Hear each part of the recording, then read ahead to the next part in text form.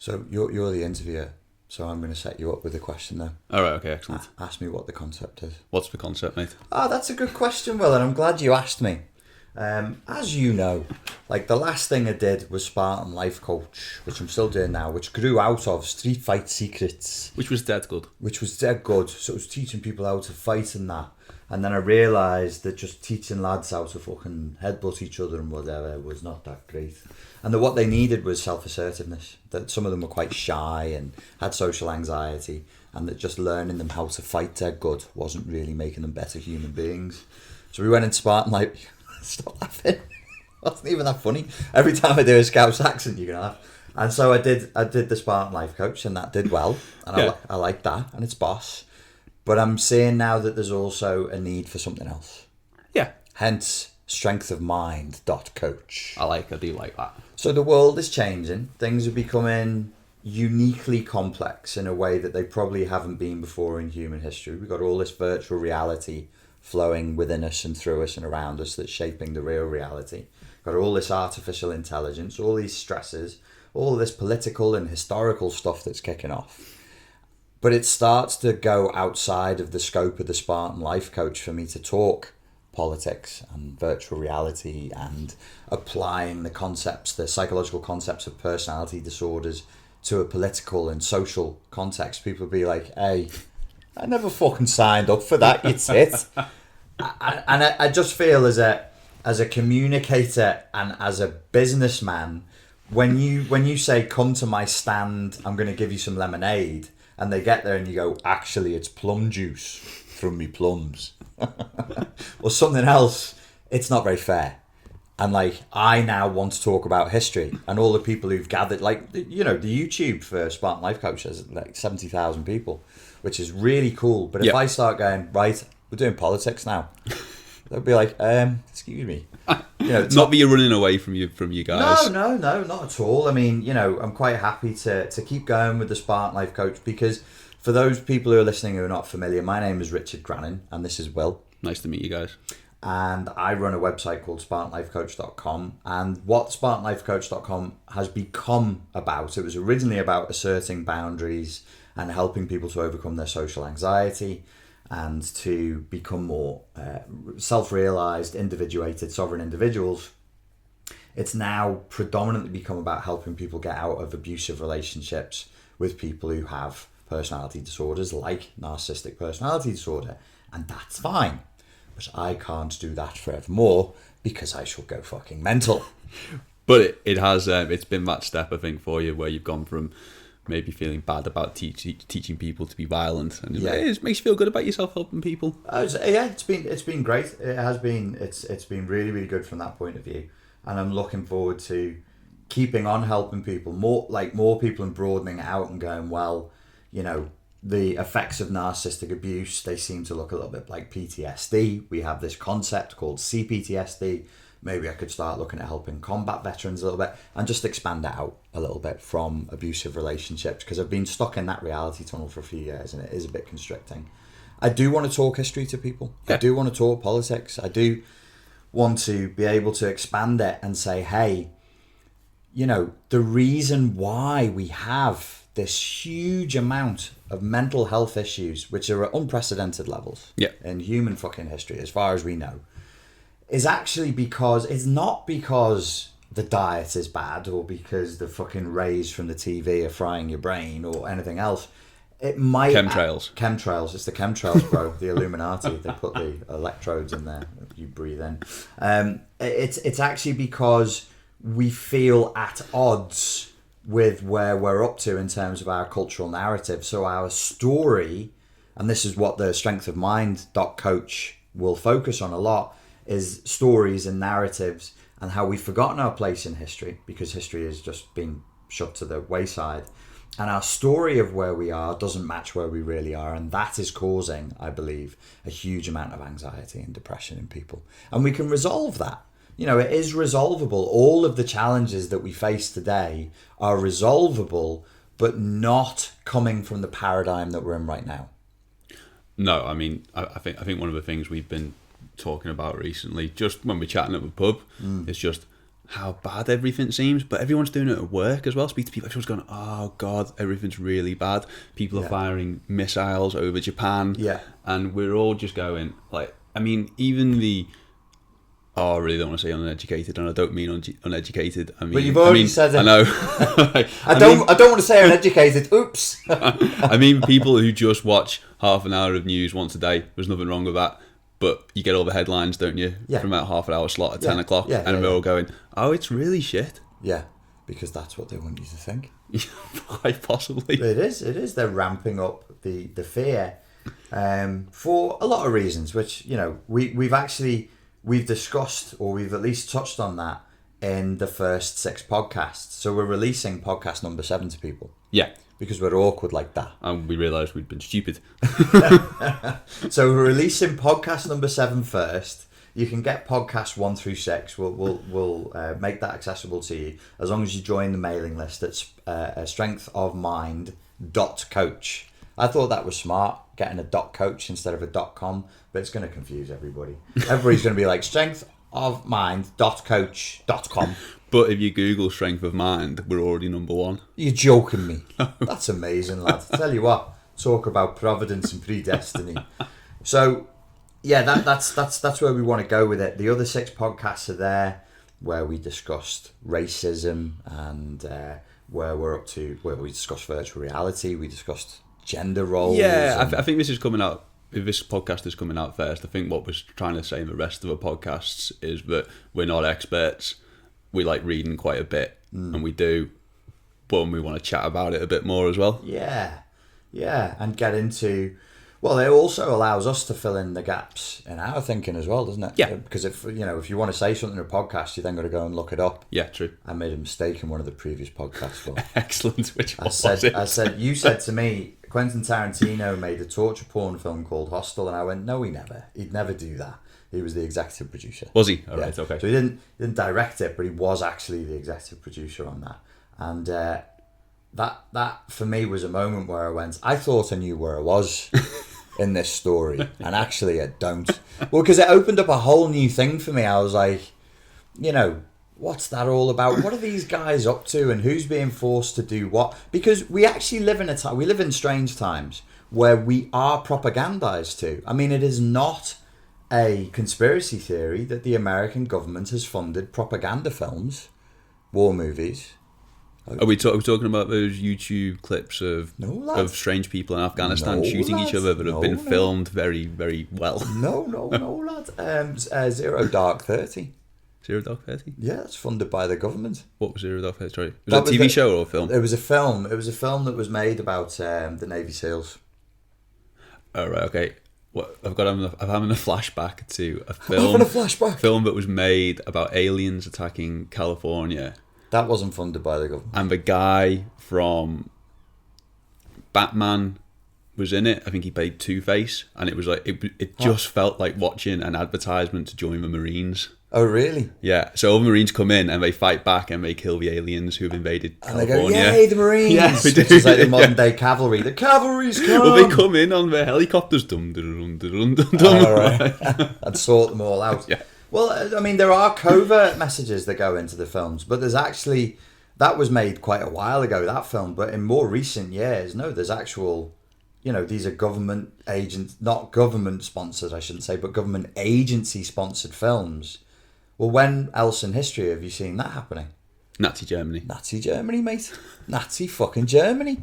We're making films about We're not allowed to talk about Nazis. Well, what I said is in one of the other podcasts, right, I set a rule, ladies and gents. I set this little rule, which is every time you discuss history and the nature of evil, it's called, I think the Latin term is reductio ad Hitlerum, which means that every conversation online about history and the nature of evil always goes back to Hitler. So I said we should try and avoid. And we've been pretty good, haven't we? Yeah, we've done like 6 podcasts already, and we've stayed away from the Hitler, Nazis. But yeah, so, you know, which is one of the things that we'll be looking at again, I guess, in the podcast, is talking about films and what kind of narratives we're focusing on in films and who's making the films and why and what's being pushed forward, which is why we ended up talking about the torture porn genre, where we were saying, why would that happen?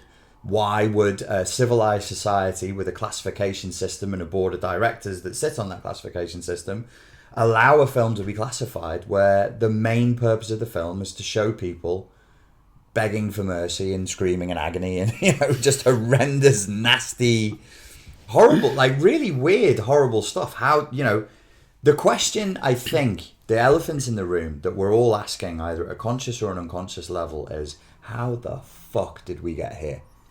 How in the hell did we get here? We have a reality TV show star as the president of the Americas.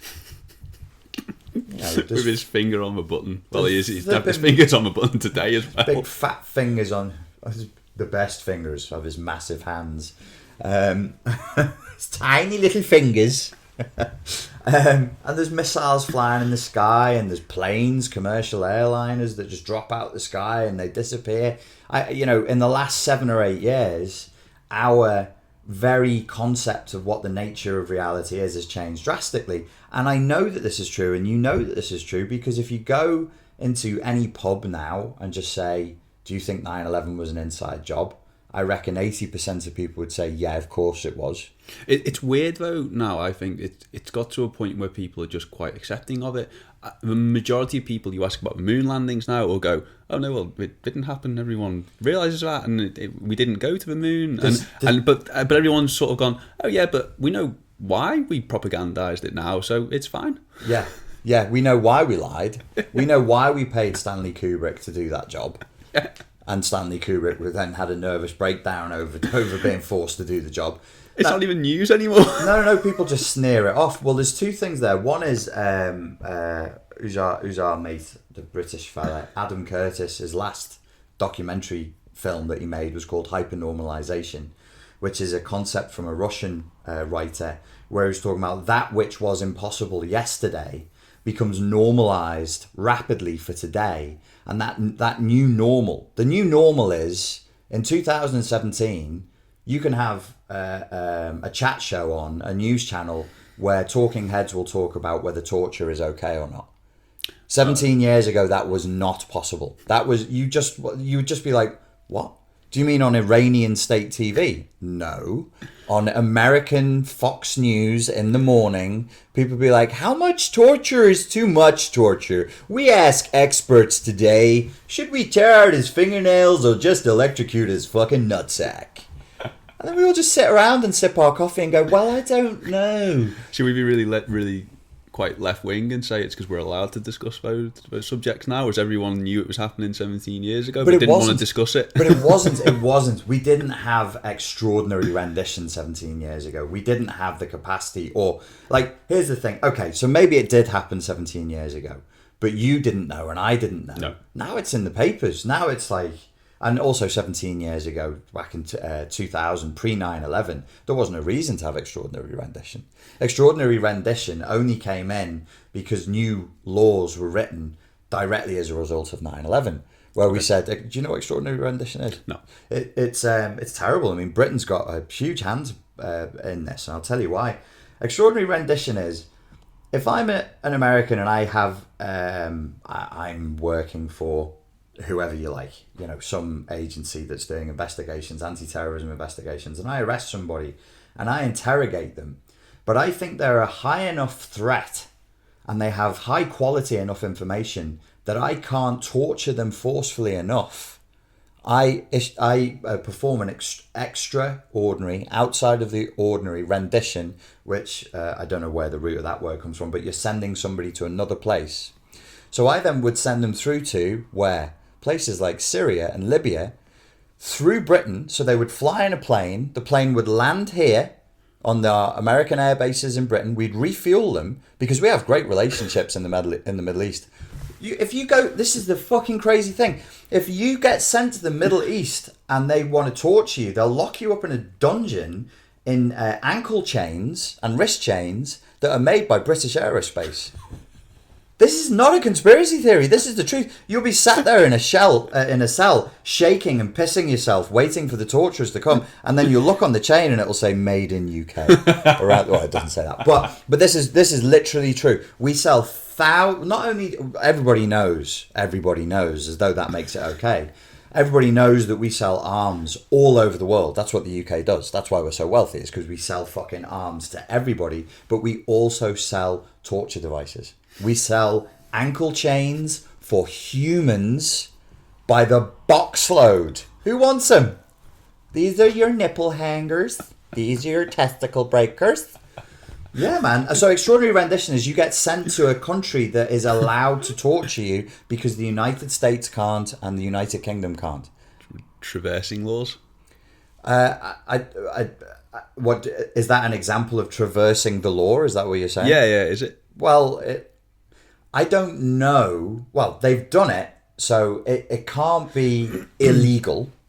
They must have it written somewhere post 9/11. Yeah. With the new laws that came in. Okay. That was an option. You know, if you think somebody has good enough information inside their head that waterboarding and playing them Barney the fucking dinosaur over and over again whilst dehydrating them in Guantanamo, Cuba, doesn't work, you send them to I don't know if they're still sending them to Syria, but they were to a dungeon in Syria. So if what we're saying, we've read that Americans are doing the torturing as well, or they're hiring people to do the torturing. You don't. They don't actually want to do the torturing. They just want to send someone there. We're not sure what's going to happen now, but information might come back. Okay, so we don't want to know. Well, this is how crazy the world is now. This is how crazy the world is.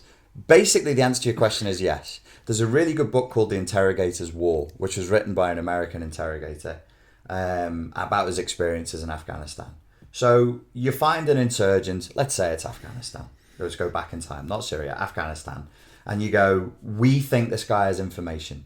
So he then goes through a process where you try and get the information from him by interviewing him, then you try and get the information from him by putting him in stress positions, then you try and get the information from him by putting him in stress positions and then making him do a naked pyramid with a black hood on his head whilst kicking him in the fucking ghoulies. And then you say to him, listen, my friend, if you don't fucking spit this information out, you're going to go to Guantanamo. You know what happens to people there. Guantanamo is awful. I mean, they can torture you to the point, and it's pretty nasty, but they can torture you to the point where you will tear your own hair out. It's one of the few things I haven't actually read a lot about because I prefer to pretend it's not actually there. It's happening today, now. I mean, Obama said back when I turned 30, I remember being in Paris and it was my 30th birthday. Obama was on the TV making this wonderful speech and I had a beautiful liberal tear that was made of unicorn piss. It was running down my face and I was like, this man is going to change the world. And he was like, I'm here to save you. First thing I'm going to do, close down Guantanamo Bay. And then he said, the first thing I'm going to do, my first day in office, is I'm going to shut that place down. It's still going today, folks. It's going strong. So what they do is they apply the pressure, and then they say, listen, mate, if you don't fucking start talking, we're going to send you to a country where it's not stress positions, it's not waterboarding. You know what happens because you're from there. I actually thought one of the reasons that torture stopped is because we proved it doesn't actually work. Total bullshit. So psychologically, psychological. So it does actually work. Someone will tell you the truth if you give them enough pain. I thought they'd just tell you anything to get out. So you end up getting misinformation. That is the biggest load of shit ever, and I'll give you proof that it's a load of shit. John McCain came on TV. And he did this several times, and he spoke as an authority on torture because he was tortured. And he said, torture doesn't work because, as you've just said, this fucking lie that they throw out, people will say anything to stop the pain. Right, okay. John McCain broke under torture and gave accurate information under torture. Was that 20% of the stuff that he said? Do you see what I mean? He just broke. No, but what I'm saying is, they'll go to you,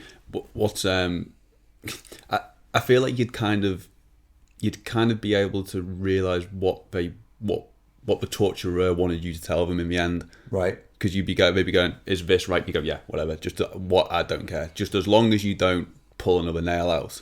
Yeah. That's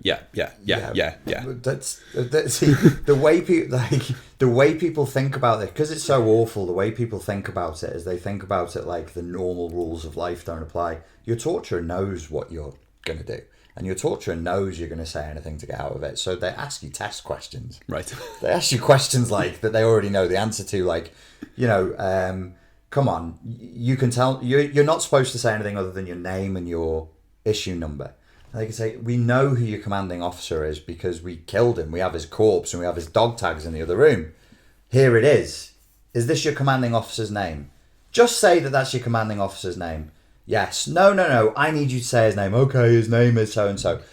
There's baseline questions, and then they will get to what they actually want to know. Okay. And if you're terrified, if they terrify you, if it's called breaking. Yeah. And you ask people who've been tortured, and you ask real experts in torture interrogation, they'll all tell you the same thing. Everybody has a breaking point. Why?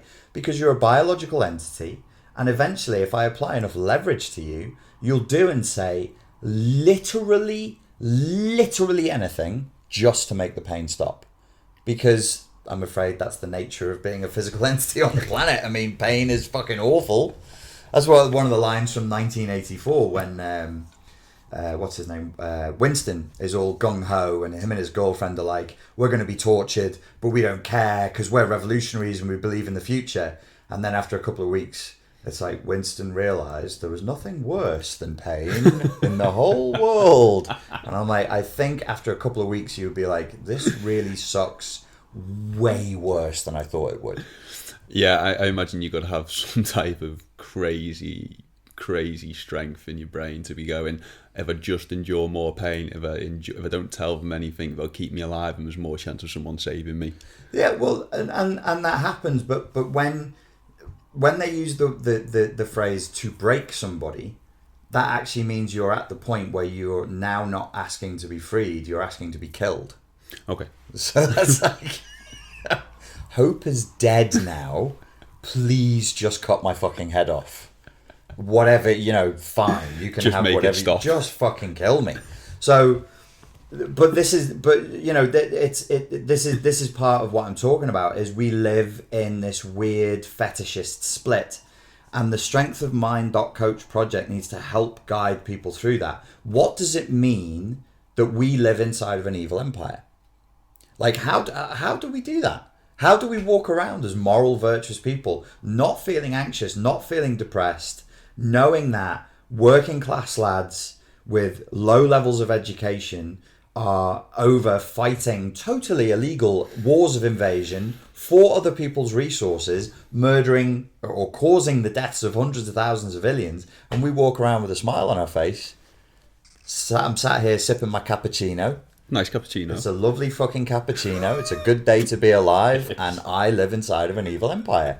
Yay. Yay. And we'll all fucking circle jerk each other and say, if that Nazi Germany happened, I tell you what, I wouldn't be signing up for that. Wouldn't you? You'd be a good boy. Yeah. Tell them to do one. Let's hear some other stories about that. So, sorry. That's all right. So the sorry. That's the position there. Drink some coffee. Well, it'll help it. I drank all of it. Oh, that's why. You see, you're choking now on your evil capitalist greedy guilt. Your white guilt is bursting forth. It is bursting forth out of me. That's why people are struggling. I claim that a lot of the psychological issues that you're seeing breaking out of people is nothing more than the group consciousness going, this is fucked up. How can we have pride as a nation? We go and watch that film Dunkirk a couple of weeks ago. That's a world away. We fought authentic evil with our allies. There were men dressed in black with skulls on their hats, just so we could be sure that they were the bad guys. Just in case you were confused, they had skulls on their hats and dressed in black. And they were openly saying, we want to make everybody submit. This is the third rule of the world. I think the last rule, the second Reich, was Rome. So, fighting them and dying in that cause, even if you died or if your family died or whatever, you would feel sad and you'd feel grief, but at least you had a narrative that you could live that the conclusion of which was pride. Yeah, I read a lot about families saying why, why has my son or daughter died? Mm-hmm. I don't understand why. I don't understand what for. Mm-hmm. And you can tell that they've really, really delved into it, and they can't come to a conclusion. You mean in this school? Well, in the last 20 years, yeah. In the last 20 years, rather than the World War II, which was Like you say, it was a narrative. I never really thought about it like that, to be fair. well, but it made sense. But how do we feel good about this? Like in the one of the earlier podcasts, I talk about the lad who came to buy the house that I was in. He's just come back from a war zone, and he's got his right arm and his right leg have gone because he took an IED on the right side of his body, and he's now can afford to buy the house because the government have paid him out. And you go, all right, that's your life gone. When we have pretty good prosthetics, but the technology isn't there such that you can live like a normal person. What for? So that we could control opium, so that we could control a pipeline, so that we could, what was it for? And that not knowing, even if it's not necessarily a bad thing, but the fact that we are not clear and we don't know, that is enormously stressful. So you could even take the argument to the point where you say, well, actually the whole nation is kind of going into a sort of PTSD. And that's why we're seeing these reality distortions, and that's why we're seeing people assigning an inappropriate amount of emotion to very strange things, because people are just going fucking mad. Yeah, I know. I mean, I attribute it a lot.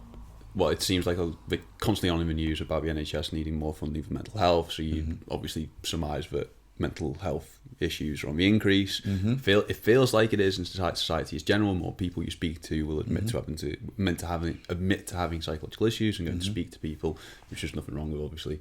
But it feels like it has increased. But I seem to put it down. It feels like maybe breaking of boundaries, which I think we've talked a lot about, is that people don't feel like they've got any boundary at all, and that where's the taboo?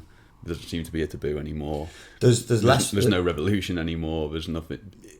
It just feels like a strange. It just feels like a strange time in history compared to other. There are fewer taboos. There are fewer boundaries, and there's less shame. So, like we talk about shame, and especially in psychology, toxic shame is extremely damaging to people and can ruin a life. But there is something also called healthy shame. That's the healthy shame that stops me from behaving like a fucking idiot. Yeah. And just acting on every single impulse that comes into my mind. But it looks like people are being encouraged to be less thoughtful, less objective, less virtuous, more thoughtless, more subjective and rooted in their opinions and their emotions. And the idea of having virtue, we're living in opposite land now, where to be good is to be bad and to be bad is to be good. It's a total inversion. Yeah, it does feel like that. It's like an inversion of values. Yeah. And I think there's a lot of stress. I mean, we talked about different age groups, and I think the younger generation feels such stress to have a life that they can picture and put online and get their likes on social media. But not talk about though. Yeah, I think what we talked about group hypnosis, that group lie, but we all know we're not actually having that great a time.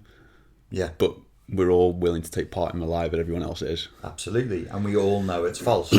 We all know we're lying. We all know everybody else in the game is lying. And yet we're all pretending it's all okay at the same time. And I think that's slightly what's making people a little bit mad. Well, it's a completely lunatic way of living. Every society in human history, in order for us to live as animals, which is what we are, we're primates, we're domesticated primates, but we have the knowledge of our own death.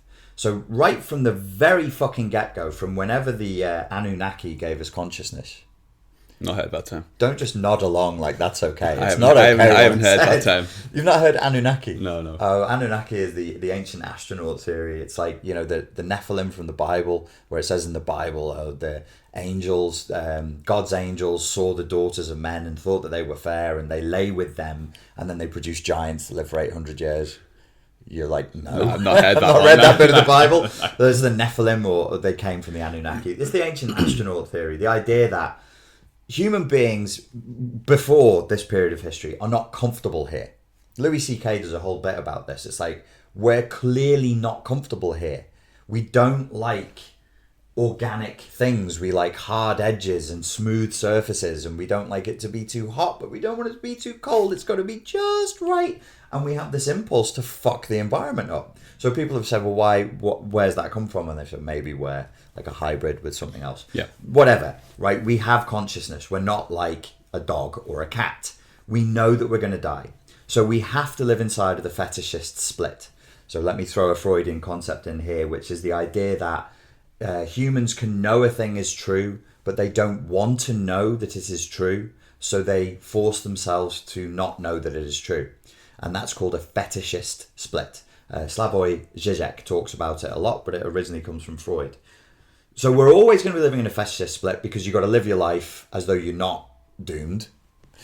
You know, you got to try and enjoy the moment and whatever, but you're ultimately fucking dying every day that goes by, man.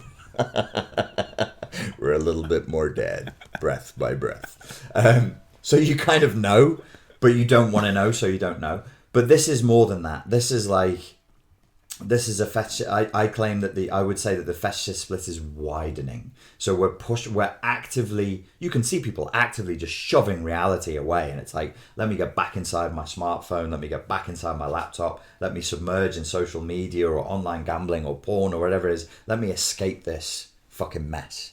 And I think there's a slow boil effect that we're also experiencing that's affecting people's mental health, which is the 2008 financial crisis. We're still living in the reverberations of that. There's another wave bigger than that last wave coming that's going to smash us harder. We really need to speak to an economist because I really don't understand that 2008 thing. I mean, I grasp that it was all to do with mortgages and banks giving out more. I get that. Yeah. But maybe it's a thing from the area we live in. I don't really feel like anyone's felt it too badly from around here. You know somebody who lost a couple of million. Yeah. So apart from that one example, but that's an extreme. Whereas people who have just done that 9 to 5, it doesn't feel like it's changed that much economically. You say he's an extreme. There was a lot of people just like him. You're talking about a working class guy who trained as a chef, who lives as a building contractor, who had that not happened would today be a millionaire. Yeah, we would be a multi-millionaire. Yeah. Had that not happened. Now that happened to him times 100,000, times 1 million, times 5 million, times 10 million examples of that, of people just like him who should have made a lot of money, and then it got taken away from them. We'll get an economist in to explain all this because it's pretty interesting. Now, but what I was going to say is that becomes the background template for everything in life, right? So when you go on a plane tomorrow, you will have experiences on that flight that you wouldn't have had pre-2008 because we're living in a post-economic collapse. Okay? So you're like, hey, it gets into the supermarket, it gets into the gym, it gets into wherever you go. It's there, but it's quiet, it's in the background, and because it's in the background, nobody's looking at it. There's less money around and people are more panicky about money. The corporations are shitting themselves. The corporations like the airlines are shitting themselves. So they've relaxed they've let the ticket prices come down because they're all fighting to survive. There's no arrogant, even British Airways is moving towards becoming an economy airline, which should never be happening, but that's the state of our financial situation. And so there's all this stress in the background. The airlines are bringing the prices down and they're letting people get away with worse and worse behavior. They used to kick people off flights. You don't get kicked off a flight now, right? So wait. So now you can fly tomorrow if you choose to, and you can end up on a flight with 5 lads who are pissed out of their brains, shouting and swearing, on the verge of fighting, and you will just have to endure that for 2.5 hours. Yeah, I mean that's the slow boil effect of the economy. I think. I definitely see your point, but I think someone else would make probably 2 pointers. But I think that the guys getting on pissed, that's something we were talking about when we were saying there's a lack of boundaries, and that everyone else is taking part in that, and the people that are meant to be in charge on that flight, the school teachers, for example, have gone, oh no, but our boundaries have changed from 10 years ago, so it's all right for them to be fucked out of their heads. Well, who hang on a second, let's just be really and then the other argument go on would be that maybe we've become, which I think the guy who is on the TV all the time telling us how to save money, that TV show that seems to, which has appeared since 2008, that money saving expert, is that we've become more savvy. One? Max Kaiser. I don't know what his name is. Oh, No, okay. I don't mean it's a guy, and his TV show is basically just teaching people how to save money. Okay. Mm-hmm. But that did come out of a financial crisis, and his argument now is that we're much more financially savvy and we're much less willing to pay for things that aren't up to us as high a standard. I totally disagree with him there. We cannot. People do not have the money, anything like the available money that they had in 2006, 2007. They can't do because they don't have the fucking credit. Right, okay, I see what you mean. So yeah. If you were free spending. Okay, we're more financially savvy. I agree with him there, but like we just don't like. It's not just that people are not prepared to pay; they cannot pay. Or they're afraid of debt then. It's not that they cannot pay, they're afraid to get the credit card to pay for it now because they're worried about the consequences if they would be something more happens. worried about the consequences. Okay, well, how old were you in 2006? 20. Did you have any credit cards? No. Okay, so you didn't live it. No. I lived it. Okay. I was a doorman. I worked 5 nights a week as a doorman for £10 an hour, and I had a credit limit of £95,000 95. on 8 different credit cards. I didn't even push for that. They just said, "Would you like to extend your credit?" And I went, "Yes." Of course. And they went, "Okay." I was like, there's no reasonable means for you to think I can pay. I mean, I didn't get into debt of £95,000, but my spending capacity was obscene. It was obscene. Nobody should be lending a guy who's probably pulling down £25,000 a year maximum. Like 95. That wasn't a mortgage. That was just credit card spending capacity. 95,000 fucking pounds. The world went mad. The world was like it was crazy. So no, we are more money savvy, but we have way less money to spend, and that is also causing a lot of stress. So there's people like me, my age group. Imagine I'm 39. We're talking about an event that happened less than 10 years ago. I remember very clearly that 10 years ago I could afford this and that, and I could go on holidays four times. I never did, but 4 times a year, blah blah blah. And now I can't. That's stressful. You can't just. Imagine if you had a dog and every day it was being pampered and it was taken on a 4-hour walk and it was being given steak to eat for dinner and blah, blah, and so on. And then you restrict it down to half an hour walk a day, shit food, blah, blah. What's going to happen with the dog? He's going to get fucking depressed. Yeah, he is. You can't. What I'm saying is that we've had things slowly and quietly taken away from us. That's stressful. But bigger than that, the corporations have less money, and so their general tactics are much more cutthroat and much less customer service focused. So we're saying that we were at a point in 2008 where psychologically and sociologically we were in the same place as we were then. We're always told that you deserve all this stuff. You should buy all this stuff constantly. We get 10 years later and we're still being told you deserve to have this lifestyle. You deserve to have all this stuff. You deserve to buy all these things to make you happy, but now you can't do any of it. Something like it would need a touch more nuance than that for me to be totally happy with it. But yes, I think that's a very valid way of looking at it. Okay. It's a very valid way of looking at it. Not just you deserve this. It was worse than that. It was more aggressive than that. It was, you need this shit to baseline feel okay. Not you go on this many holidays and you're fucking euphoric and you can't believe how lucky you are and you're weeping with joy and gratitude. But to feel like a person, to feel like you're involved, this is what you need. And then it was taken away. But the marketing wasn't. No, but I did read the thing, it must have been more than a year ago now. It was a really interesting article. I can't remember where I read it. But it was talking, baby boomers, they're about 60, 65 now, yeah? Mm-hmm. The richest. Our mums, basically. The richest world generation ever. They saw perpetual growth, basically. So what you see from, like if you're looking at trauma or psychological profiles, most psychotherapists and psychoanalysts would be very interested in knowing what happened to you between the age of 0 and 8. That's your worldview. What happened during 0 and 8? You know, was it stable? Was it loving? Was it traumatic? Was it painful? Similarly for them, their worldview between that date and that date forms like a certain psychological shape. And the baby boomer generation, yes, because they saw a certain type of growth, a certain type of new materialism. Some have claimed that there are certain psychological traits that have come with that. Possibly short-term thinking, possibly a little bit self-centered, possibly hyper-competitive. I had one psychologist say to me that the rule that many but not all baby boomers live by is whoever dies with the most toys wins. And you can see that. You know, Yeah, I do get that.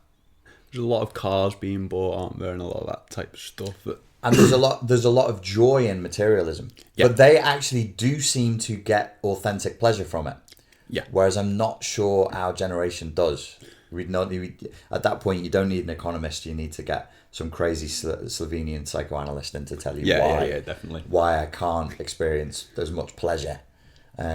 You know, it is your white guilt, or I don't know. I'm sure he has a reason why. So, when talking about all that stuff, would you say that Strength of Mind coach is more of a labour of love for you than Spartan Life coach was, or Street Fight Secrets? Spartan More of a hobby for you, something more that you'd slightly not necessarily more interested in, but it gives you more spec. No, it's something I'm passionate about. So I actually want to help the most number of people in the mostington's useful way.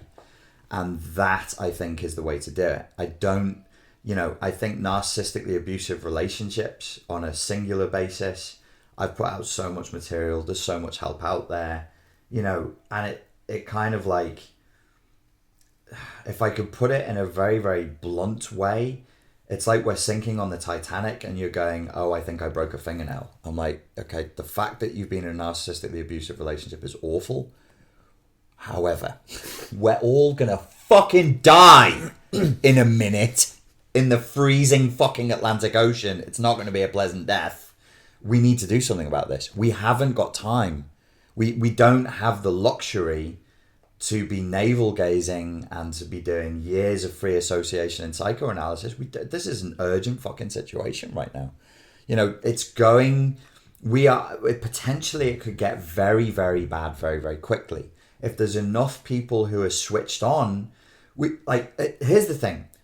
We're going to suffer if we keep hold of our old paradigm. If we rigidly hold on to our old ways of doing things and our old ways of thinking, it's going to be torture. It is torture. Today, I don't have to convince anybody of that because so many people are in so much pain. You can't have the mindset of the 70s and 80s in 2017 because, as we said in other podcasts, the difference between 1987 and 2017, yes, you might go, well, mathematically, it's 30 years. Yes, it is.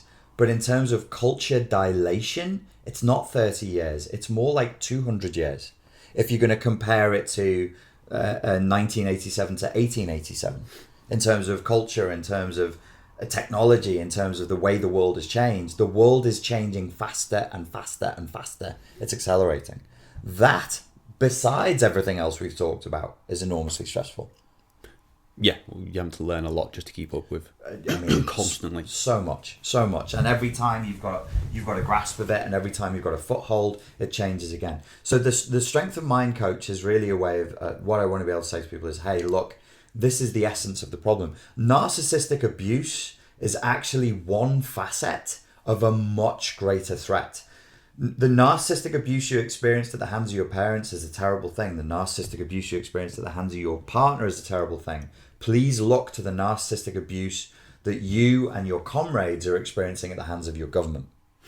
Let's talk about that. Let's get into the PTSD and complex post-traumatic stress disorder that is caused by living in this grotesquely, obscenely perverted and corrupted culture that is just generating misery. It's absolutely generating misery at the moment, and sort of navigating people through that, taking them from one paradigm that they're used to into a new paradigm, so that we can actually make. I don't think that the changes that we need to make are that big. I think that there are how should I put it? There are things that have generated a momentum. That have generated a momentum that we are adding a momentum to. And I'm not going to say to people, you need to build a different train and a different train track. You just need to get off that train that you're on right now. Just get off it. Stop putting your attention on that shit, because it is worsening things, and it's gonna send us off into the abyss faster. Just stop.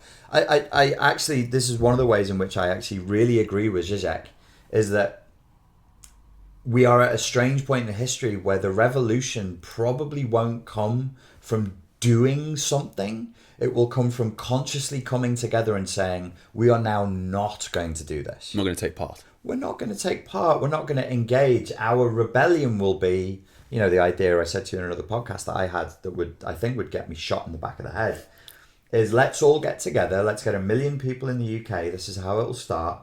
And once a year on the fucking 24th of April or whatever date we choose, we all stop buying for 24 hours. And just the next year we'll have 3 million. And the next year we'll have 5 million. And then we won't do it for 24 hours. We'll do it for 48. We'll do it for a week. We'll do it, you know, that would be, that would be a hugely disruptive, worse than any terrorist attack. Hugely fucking disruptive. And we would be able to force the system to change, but that is a not doing. That is like a non-participation rather than some like aggressive, you know, let's burn with Bastille Day. Yeah, get hold of them and chop their heads off kind of thing. Because I mean that just would do. I really don't think that there would be any lasting change from that. It's the template of the system. It's the machine within which we live. We can't just change the furniture in our prison cell or actually, they talk about that in the Titanic, don't they? Shit, sorry, to just cut in. You can order food in American prisons. So if you're a dude, you can be an entrepreneur in an American prison. But I was reading about a guy. He writes books and he writes articles for like the New York Times. I'm not saying he's not intelligent. He makes a shit ton of money. He orders food, breakfast, lunch, and dinner, and the prison say, "Yeah, that's fine. You just order," and they bring him his food. He must be in a certain level or category of prison if he's got internet access and he can write articles. He's a white collar. No. He's not a murderer. A gangbanger or whatever a gangbanger is. That's what they said. I'll flipping gangbanger. Yeah. It sounds unlikely. It sounds like there might be something to the story. I forwarded you the article. It wasn't anything about him or money or whatever. It was just a case of that he can order food. I'm not that surprised. I'm not that surprised if it's a certain category of jail. It's like, do you know that there are jails here where they send you home for the weekend and that? Yeah, I do know. Yeah. You willingly go Monday to Friday. But then you get into the argument about which works better, and the Scandinavian version of prison they have them, and Japan have Japan for a certainly different reason, but they do a prison system similar to Scandinavia in that. You know, their reoffending rate is so low. Yeah. You know, we could really learn from those two cultures on reoffending rate. Recidivism rate. Yeah. But it just seemed the most bonkers thing to me. This guy was in prison for like 20 years. He's making an absolute shit ton of money, and he's just ordering foie gras. If you're rich and you're in prison, I believe it's an easier ride. But I think if he was in an American jail for murder, I wouldn't expect. I don't think it was murder, to be fair. But something naughty. The thing that was just stuck in my head was just, I'll just have a McDonald's. You know? Like, what? Like eating that prison food. I'll have a McDonald's. Some of them have like really nice gyms and swimming pools and yeah. There's one of my mates and he's been to jail twice, and I tell you, like we laugh about it every time he goes inside. He gets himself put on gym duties. He just drops about 15 kilos. He looks great. I'm like, you want to get back in that fucking jail? Fat bastard. He's like, there's nothing to do. I just end up training twice a day, and when he's not training himself, he's holding the pads for people. I'm like, yeah, that's a good use of their time. Let's teach them how to fight better. That's what happens, mate. That's what happens. You just become a better criminal, which is why our recidivism rates are so appalling in this country, and worse than the fact that you're learning how to fight and getting stronger and all that. It's the associations you make. It's the friends you make inside. Yeah, I imagine they feel especially the like younger age group that are going into adult prisons. I reckon they must feel their head full of shit. Like, when you get out of here, you do this for me. Yeah. I'll make you a millionaire. Yeah. You know, it's just it's bonkers. It's a mess. It's a real mess. But again, what I would say is that technologically, psychologically, and in every way imaginable, we are way past the point where we should still be using prison as it is today. Well, the prison, the notion of sticking somebody inside of a room goes back to fucking kings putting in people in dungeons. Well, yeah, but I think the only thing that criminology ever says it's proved is that laws don't work, or there wouldn't be any crime. Mm-hmm. Yeah. No, it's one of the many things it's one of the many paradigms that we probably need to re-examine. However, it wouldn't be the first thing, because we've got way bigger threats popping up on the horizon. But that's the kind of thing that I want to be able to have the freedom and the scope to discuss with strengthofmind.coach. Yeah. That isn't really appropriate for Spartan Life Coach.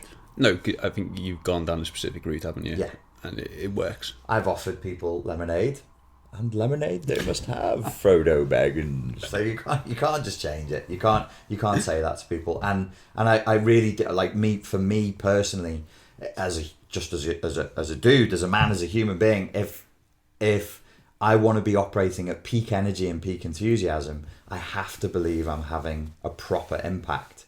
Well, I kind of have had that impact that I was looking for with Spartan Life Coach. I wanted to, first of all, I wanted to know, can you actually heal people and really authentically help them in a long-lasting way through telling stories via YouTube videos? And I've answered that question. Yes, you can. Can I have a real impact on genuine mental health issues and actually help not just the clients and the people who need help, but the therapists and the counselors as well? That's done that. So there is that sort of a sense of like, I did hit some goals there, and it's great that I could do that, but there's more. I feel like there's a bigger scope. There's a fucking bigger picture out there. Do you want to reiterate that you're not blowing Spartan Life Coach up? No, Spartan Life Coach. I can't blow it up because I have a following of vulnerable people who would be very distressed if I blew it up. So I actually have like a moral duty to keep going with it. But I like it. I like knowing that I can help people. I like. Again, personally and selfishly, perhaps even narcissistically, because I was in that position of having been in emotionally abusive relationships and there really wasn't any decent resources for me. The fact that I can help people who were in the position I historically was in, it feels good. It feels good to know that like I can say something to somebody and they can be like, oh dude, I just randomly found your YouTube videos last night. I felt fucking really bad or even suicidal. I watched you talk for 2 hours and then I feel better. That's good.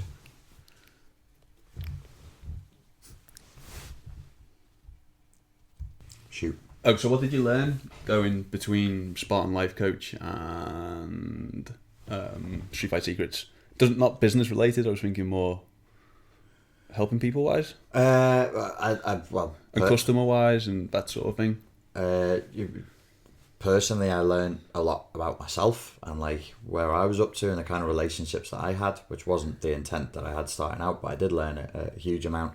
There's stuff to do with personality disorders and trauma that really I think every human being needs to know about, because it defines so much of human behavior and so much of when people have problems in relationships. It can really give you an insight into that. Was that what you meant? Well, I did mean that. The other thing I was thinking as well is that, do you think it's always better for people to try and speak to a specialist in a subject that they're obviously passionate about, rather than just going to see a counsellor or a psychologist?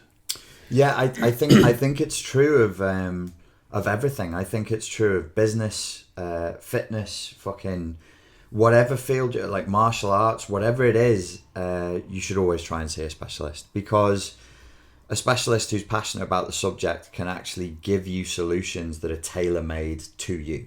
So your way of recovering from narcissistic abuse is going to be as unique to you as your own thumbprint. Your way of doing fat loss or strength training or whatever, that's also going to be unique to you. Business advice, a guy who's running a really successful local bakery down the road and has his way of doing that might not have useful information to give you about selling self-defense DVDs online. You know, so yeah, you should see specialists. Yeah, sure. yeah. I mean, I think one of the things bringing up as well as one of my friends is the sort of dealt with a lot of psychological issues. Went to see a psychiatrist. All he wanted to do was give him drugs. Went to see a psychologist. All he wanted to do was make him talk about things that make him sad. Went to a life coach and got infinitely better. Yeah.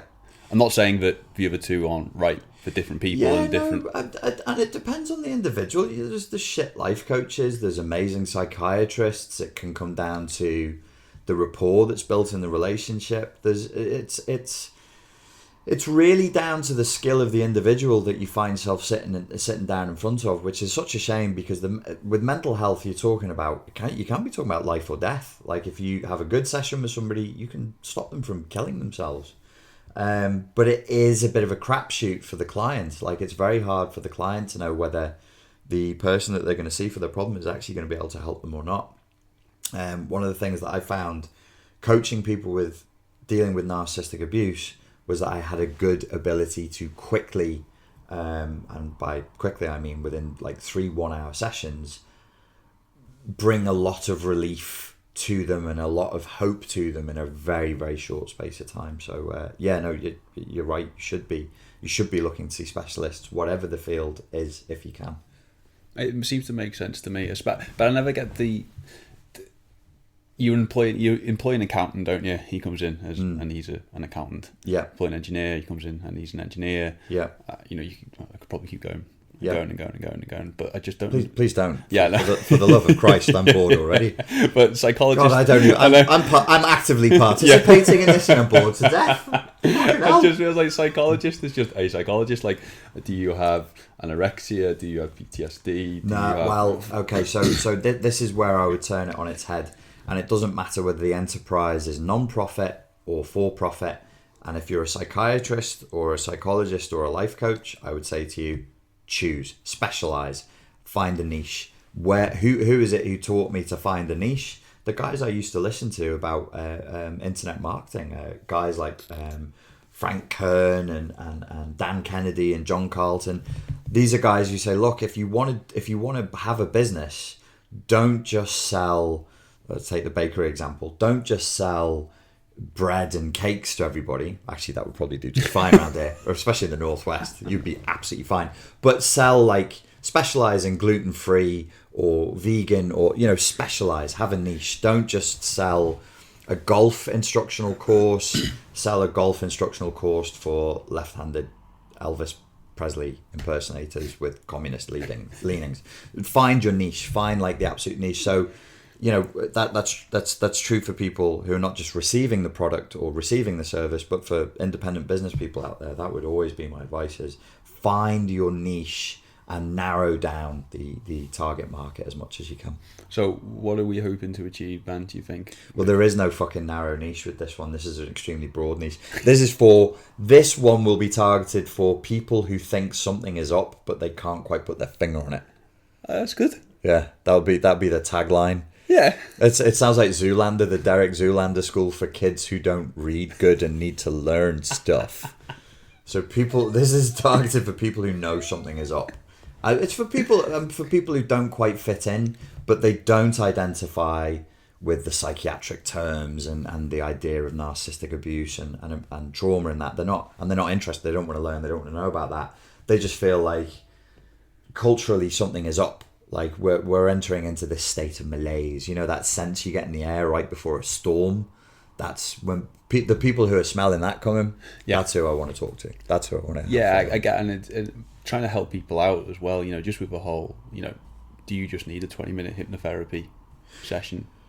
Well, I mean, it would be nice. You said, what would I want to achieve with this? It would be nice to be able to help people through what is, it's going to sound a little bit pompous, but it's either transcendence or death. It's cake or death, this one.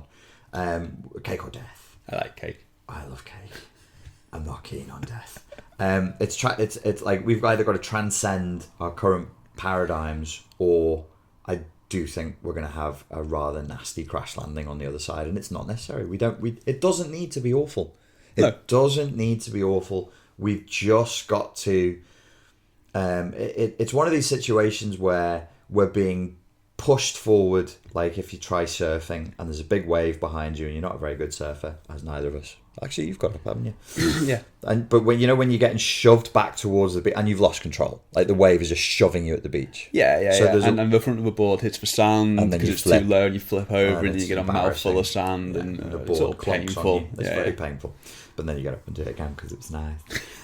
So there's a momentum behind us, and by us I mean the human race and its history and its culture and its religion and its narrative and its history. It's who we have been, and it's pushing us in an odd direction.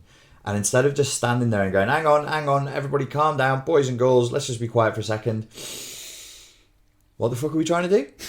Can we just stop? Can we stop trying to be Hindus? Can we stop trying to prove that Christ was a real historical figure? Can we stop trying to inflict a global caliphate on people who really like drinking beer, being promiscuous and eating bacon sandwiches? Can we drop the fucking story and just be a person with two eyes and a face and a bumhole? Okay? Just put your consciousness in your bumhole. You were once attached to your mum, and then you'll be dead one day. So calm the fuck down. You haven't got a special line of communication with anyone. You have no special authority. Shut the fuck up. You're a domesticated primate. We're all just shaved monkeys going ooh. Calm down. Right. How do we make this experience before we die less painful? That's it. That's my ambition. It's not, it's not like a Tony Robbins thing of buy a bigger house, get a yacht and a car, and it's just can we just make this less painful? It would be nice to have a few more, nights on the porch, just looking at the stars and going, this is fucking great. Do you think people know how to relax anymore? I think that a lot of the coping strategies that we're engaging in that become addictive are because we are a little bit out of touch with relaxing because of social rituals that have gone by the wayside. We spent millennia sitting around campfires telling each other stories, doing a funny dance. Your mate over there knows how to play this particular, do you know what I mean? That was what you would do in the evenings. You'd sit around the campfire and you'd be in a community. So before we started the podcast, you were saying people are going in droves to CrossFit. People are going back to church. People are trying to form philosophy groups. We're just little monkeys. We just want to sit and just look at each other and talk. Yeah, I mean, I was one lecturer in university that used to go on and on about the closing down the pits and the mines. Thatcher closing down pits and mines in the 80s. And always in university, I always saw it from a point of view that, okay, I understood that they were people's livelihoods, but what was really driving that she wasn't necessarily being a bastard and closing them all down. It's that they weren't cost effective. It cost more to keep them open than it did to have them closed. And they were being subsidized over 100%. Yeah. So it was just costing money. Yeah. And that was always in my mind. But the lecturer was always talking about the social place it had, the idea of community, the idea of how, you see what I mean? You're having a place to go. Do you know what I would say to your lecturer? Go on. I would cuddle him. I would press his head to my chest. Yeah. And I'd kiss him on the forehead and I would say, comrade, you don't really understand capitalism. It's not about giving people a fucking community. It's not about, that's not the rule that we're operating under. And if you don't like capitalism, then don't be mad at the miners, don't be mad at Margaret Thatcher, don't be angry at the thing that is causing the actual problem. Or why waste energy being angry? Just take action against the thing that is causing the problem. I would actually agree more with your perspective, even though I am a lefty, that yes, it is capitalism. This is the game we're playing. If it is not cost effective, it gets shut down. That's business. Soz. We don't have jobs anymore. Well, you'll have to do something else. Like, What should we do? Give you fake jobs? Yeah, we've decided we need you to mine some bark off the trees now. Yeah, and we're going to pay you to do that so that you have money. That's just not. It's never been capitalism. That's never been. It's total. I don't agree with just giving people jobs just for the sake of giving people jobs. That's crazy. So everyone's getting more stressed out. They don't know how to relax. Do you have to learn how to relax? We probably could do with relearning how to relax, and I think one of the courses that will, one of the first course, I think the first course will be on mental toughness. That's really, really important. And the second course will be on how to relax. But whether it's mental toughness or learning how to relax or whatever it is people want to do, I have some guidelines for them. Excellent. Shall I give them to them? Go on. So ask me the question, what guidelines have you got for people? What guidelines have you got? Well, William, I'm glad you asked me that question, fella. There's a few things. One thing I'm very, very big on when I'm working with clients or coaching people is controlling the internal dialogue. So say it's relaxation that you want to focus on. You would say inside of your mind, what can I do to support myself in being more relaxed? Is there anything I need to stop doing that is agitating me? Is there anything I could do more of in order to be more relaxed? The reason you start with a question, because your brain is a question answering machine. The proof of that is when I said your brain is a question answering machine, is your dumb brain went, is it really? Is it true? Because everybody's brain is a scouser. Is what he said true or not? They do that there, don't they though? They do that there, don't they? And so your brain immediately the whole process of thinking is actually just the process of asking yourself questions and then answering them. Asking yourself questions and answering them. So use that. What can I do right now to be more relaxed? Is there any position I can put my body in that makes me feel more calm and more relaxed? If I alter my breathing, can I feel more relaxed? If I think about certain things in a certain way, do I notice myself becoming more relaxed? And as I'm talking, people will find that they feel more relaxed because I'm a good hypnotist. So when you push the mind in a certain direction and the body in a certain direction, that's the direction it will go in. Similarly, if it was mental toughness or resilience, you would look at sort of saying, well, in what ways could I do with being more mentally tough? What are the benefits of being mentally tougher? How can I support myself in being more mentally tough and resilient? And your brain will just start coming up with answers. Because if the brain doesn't know the answer, it's a pro and a con. It can't help itself but find answers. Great. So make it solution focused. But also be aware that it's a great bullshit artist. So if I say to you, what color was the elephant? Instead of your brain going, there wasn't an elephant, it will think of an elephant and then go, oh, it was grey, or oh, it was blue.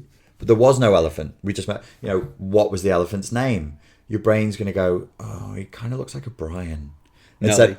Nelly, there you go, Nelly. And it just gives you an answer.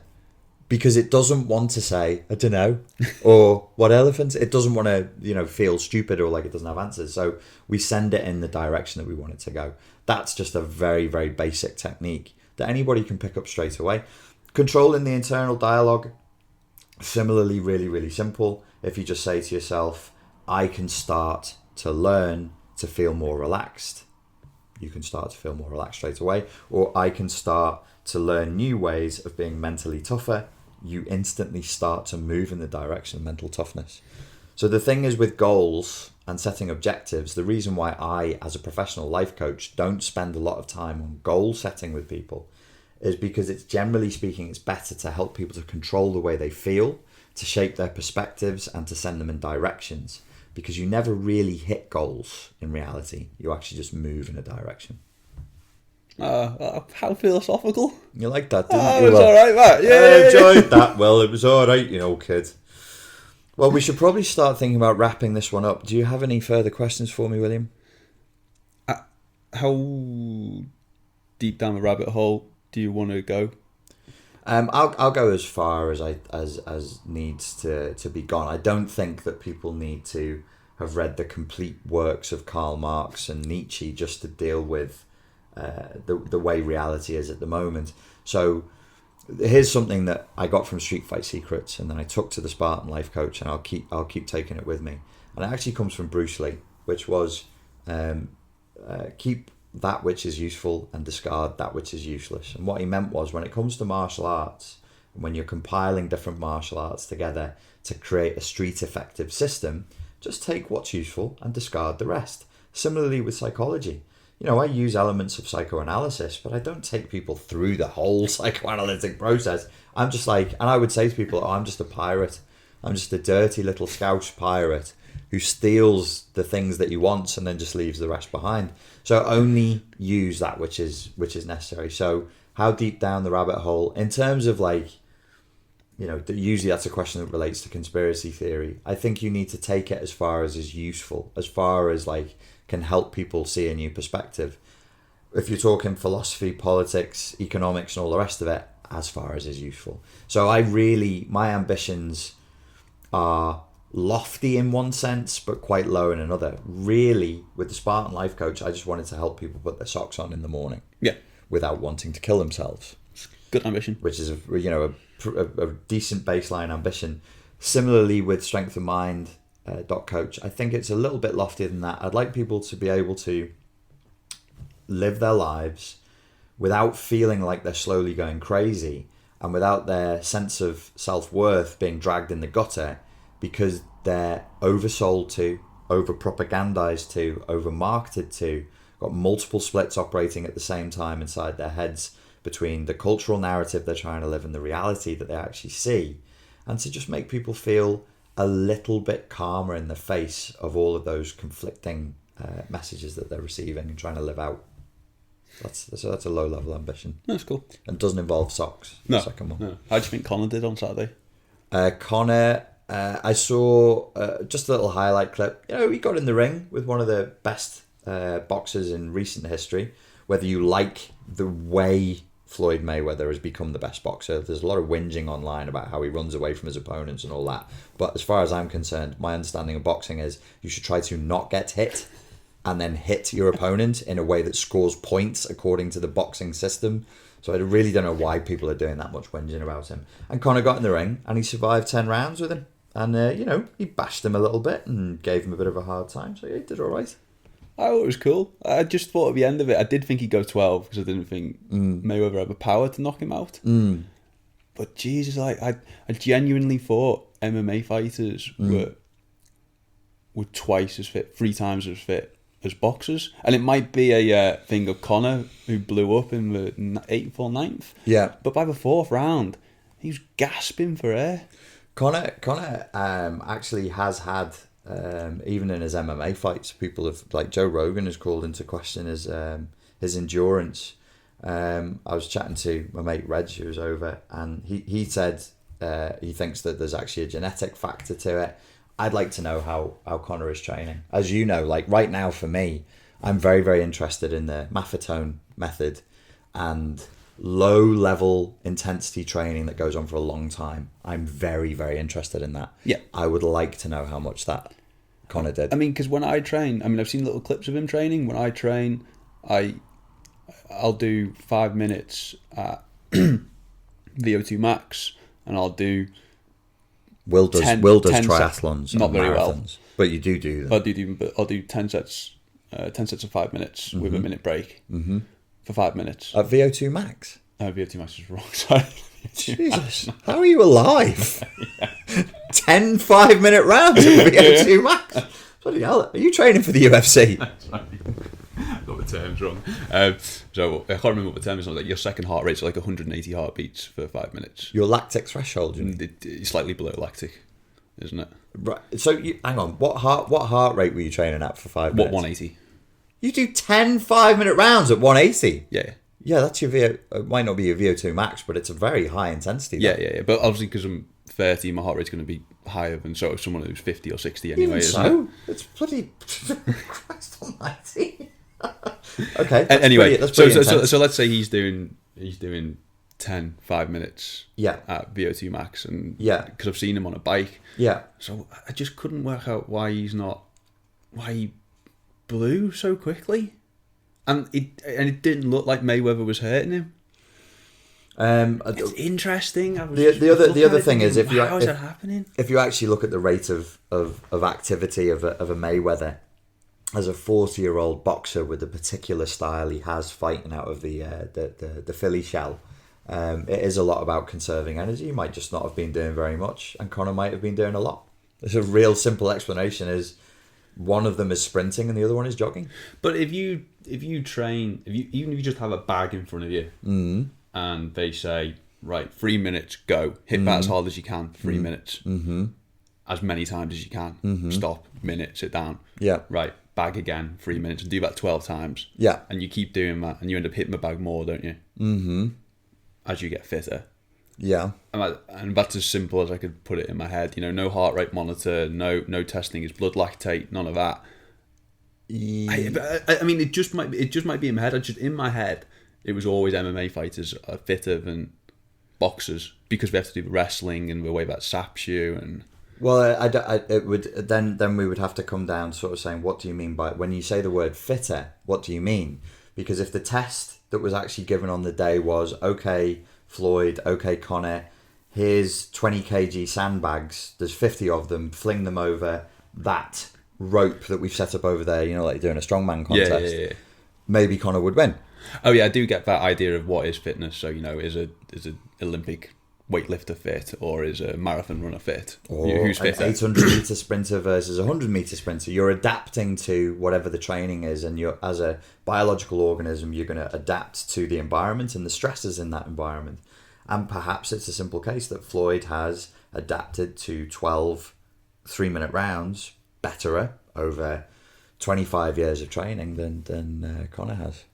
Yeah, and he looked he looked leaner as well, I thought. Who did? Conor. Floyd did. Yeah. Yeah. Well, there's I think and there's... as far as I can work out from watching the, you know, behind the scenes and stuff, it's just he just trains old school and he eats Burger Kings, you know. Who does? Mayweather? Yeah. Old school.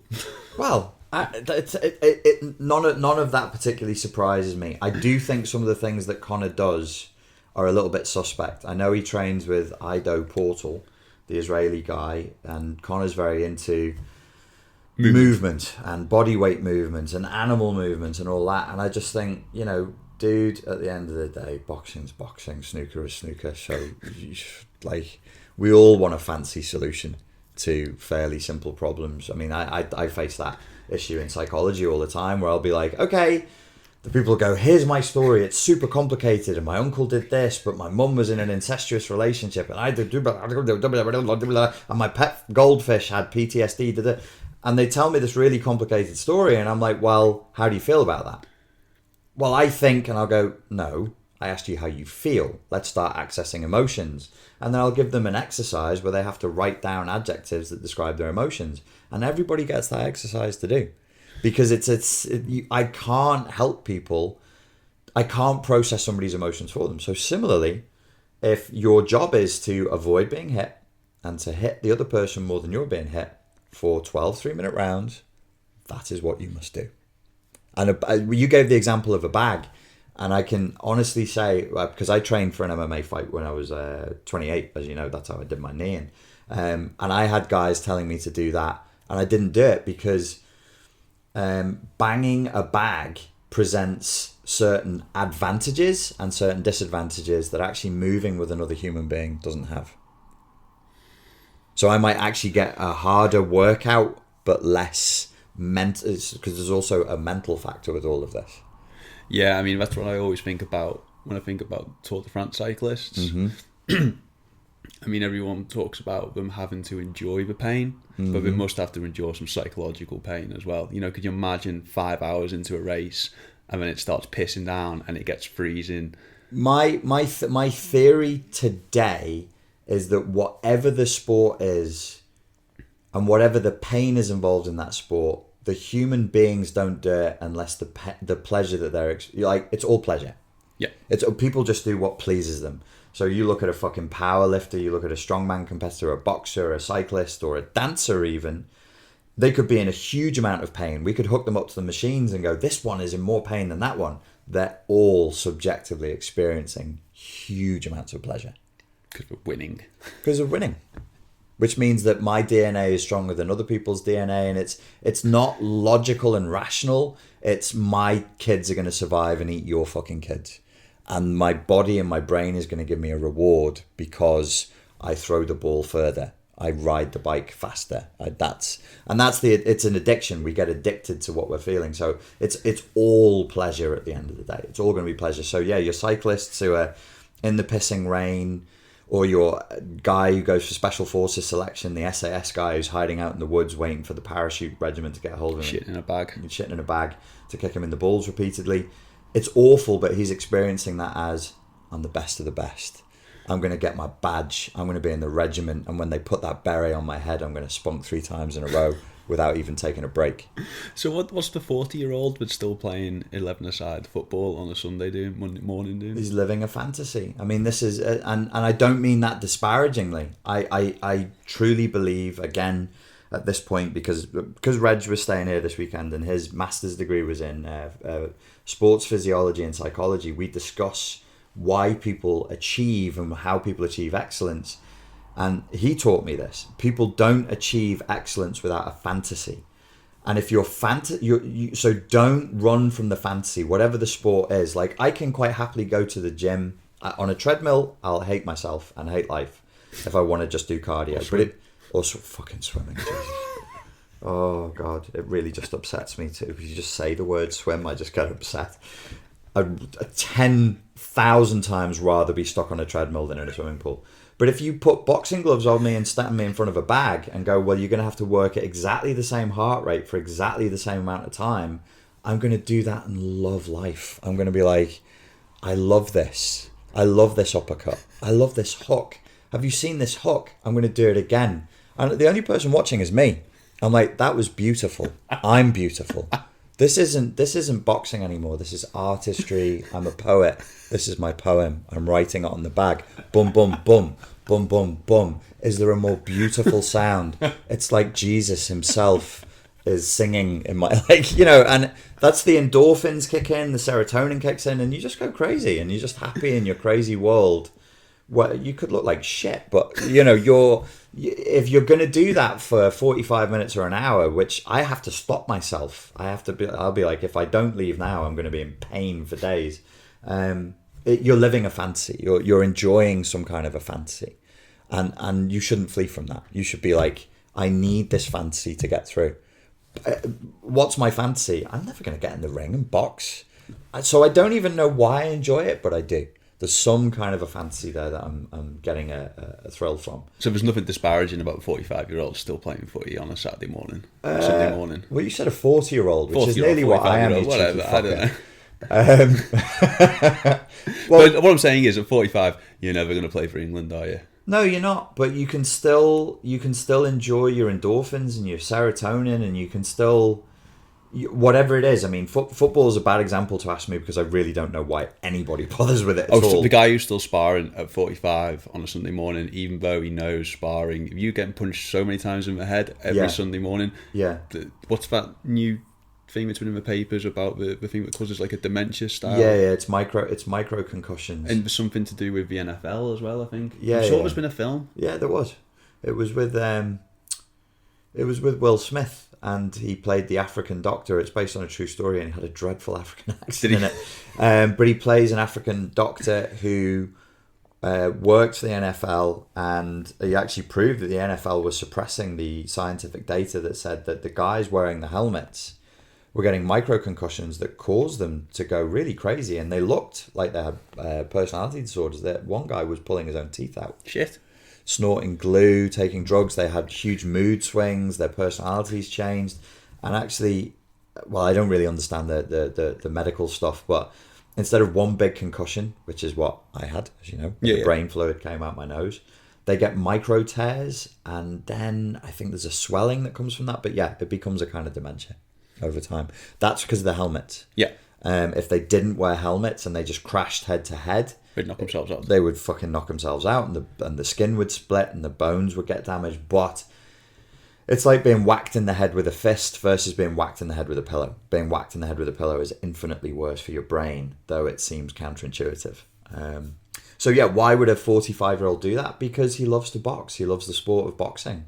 The guy who's getting up and playing football, there's physical pleasure flowing through his body as he kicks the ball in a certain direction. And I don't know, he loves Manchester United, and there's a particular player who he fantasizes about being about. And when he's at work and he's bored, he imagines being set up for a goal and then taking that goal and whacking it into and everybody cheers, and he's living that, like, you know, I must be living some fancy of being a fucking boxer. Or, you know, I've thought, like, what would the perfect knockout be? Like, if I was going to knock somebody out in the ring, what would it, you know? Oh, it's got to be that, you know, if you just that perfect body shot. The body shot knockout, because, like a Ricky Hatton Yeah, knockout. because when you see those knockouts, the other boxer always looks like, oh, I'm fine, and then goes, oh, no, I'm not. So they go, dum, that was fine. 3 seconds later,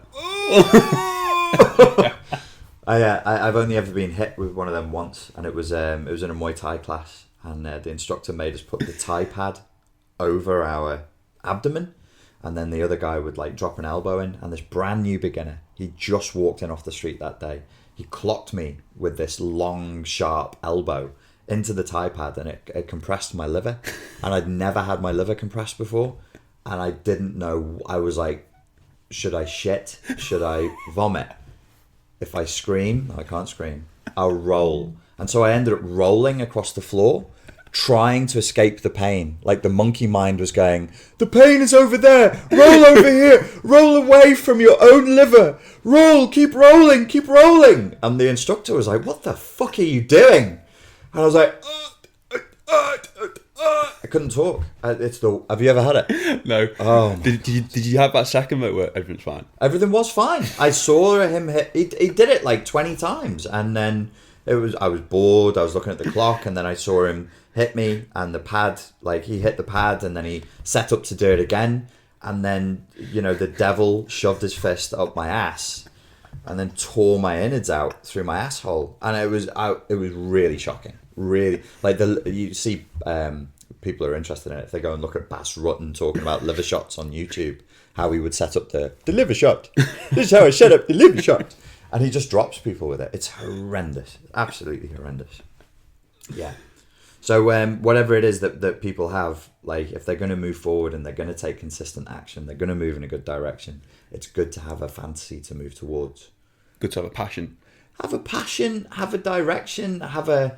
You know, in Spanish, they call it la ilusión, which literally translated as the illusion, but it's like the mirage at the edge of the desert that you move towards.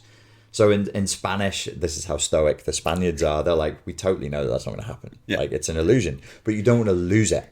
You don't want to lose your ambition for because that's what keeps you moving in a good direction.